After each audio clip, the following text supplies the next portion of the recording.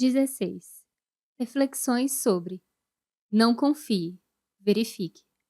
Citação. Agora, para as evidências, disse o rei, e depois para a sentença. Lewis Carroll. Aventuras de Alice no Subterrâneo. O Bitcoin visa substituir a moeda convencional, ou pelo menos, fornecer uma alternativa a ela. A moeda convencional está vinculada a uma autoridade central. Não importa se estamos falando de moeda de curso forçado como o dólar americano ou dinheiro do Monopoly moderno, o V-Bucks do Fortnite. Em ambos os exemplos, você deve confiar na autoridade central para emitir, gerenciar e distribuir seu dinheiro. Bitcoin acaba com essa necessidade e o principal problema que ele resolve é justamente o da confiança. Citação. A raiz do problema com a moeda convencional é toda a confiança necessária para fazê-la funcionar.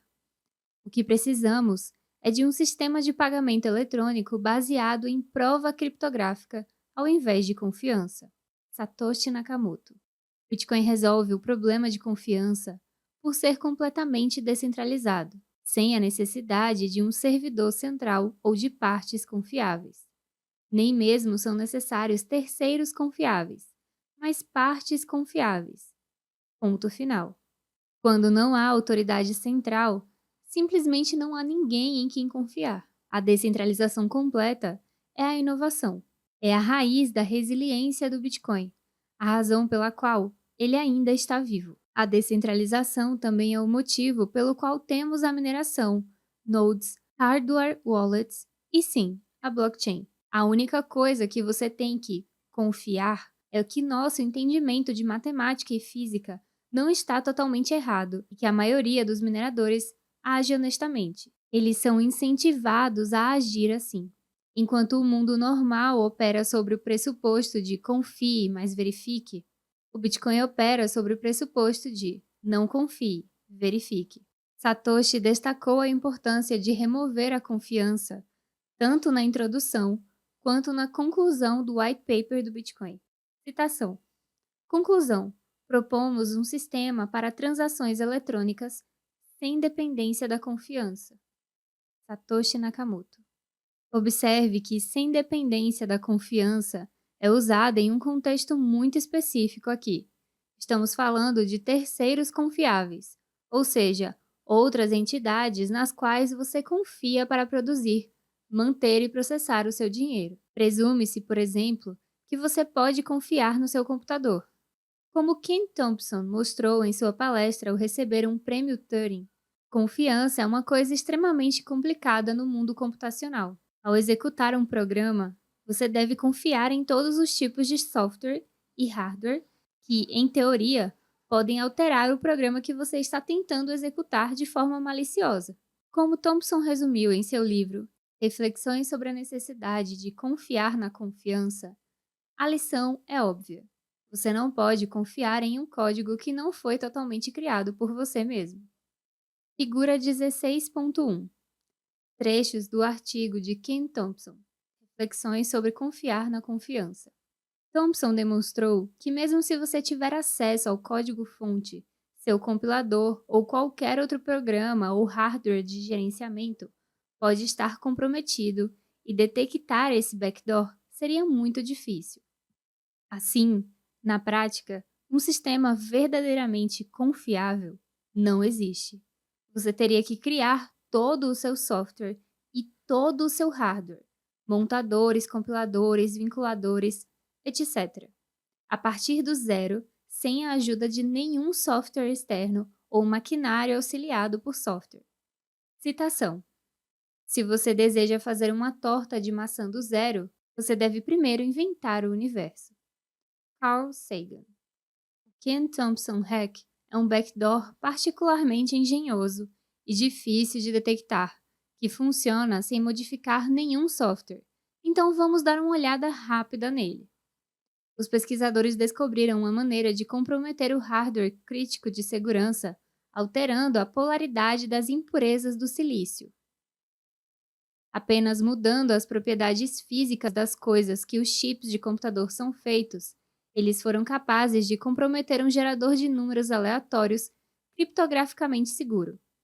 Como essa mudança não pode ser encontrada, o backdoor não pode ser detectado por inspeção óptica, que é um dos mecanismos de detecção de violação mais importantes para chips como esse.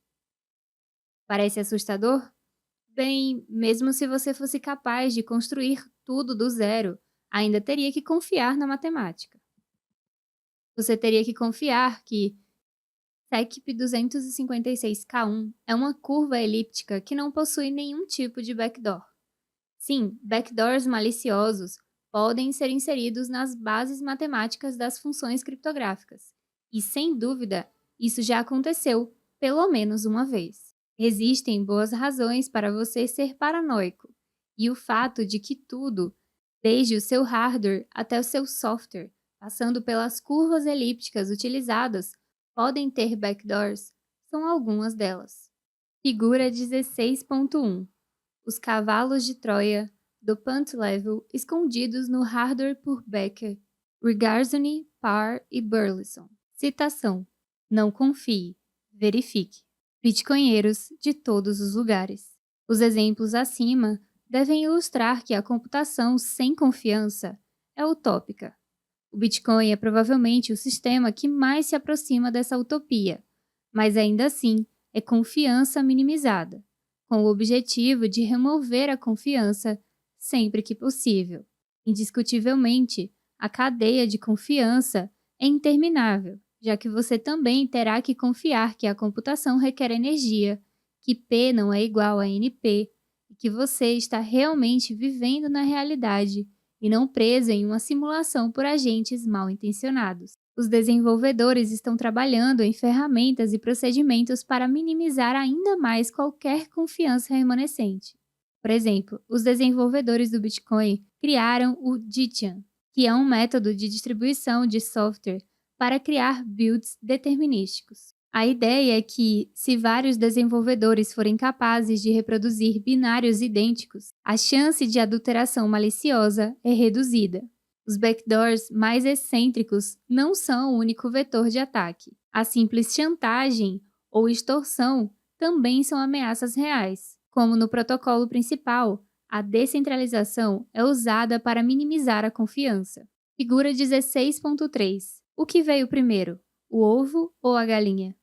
Vários esforços estão sendo feitos para melhorar o problema do ovo e da galinha na questão da confiança, que o hack de Ken Thompson tão brilhantemente apontou.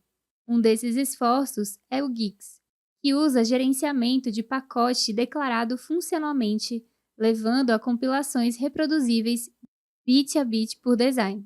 O resultado é que você não precisa mais confiar em nenhum servidor que fornece o software, pois pode verificar se o binário fornecido não foi adulterado, reconstruindo-o do zero.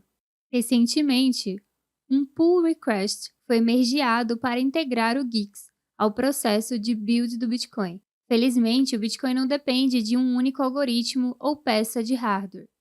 Um dos efeitos da descentralização radical do Bitcoin é o modelo de segurança distribuído. Embora os backdoors descritos acima não devam ser desconsiderados, é improvável que cada software de carteira, cada hardware wallet, cada biblioteca criptográfica, cada implementação de Node e cada compilador de cada linguagem estejam comprometidos. Possível, mas altamente improvável. Observe que você pode gerar uma chave privada sem depender de nenhum hardware ou software computacional. Você pode jogar uma moeda algumas vezes, embora dependendo de sua moeda e do estilo de lançamento, esta fonte de aleatoriedade possa não ser suficientemente aleatória. Há um motivo pelo qual protocolos de armazenamento como Glacier aconselham a escolha de dados de nível profissional usados por cassinos como uma das fontes de entropia. Bitcoin me forçou a refletir sobre o que realmente significa não confiar em ninguém. Isso aumentou minha consciência do problema do bootstrap e da cadeia de confiança implícita no desenvolvimento e execução de um software. Isso também despertou minha atenção sobre muitas maneiras pelas quais software e hardware podem ser comprometidos. O Bitcoin me ensinou a não confiar, mas verificar.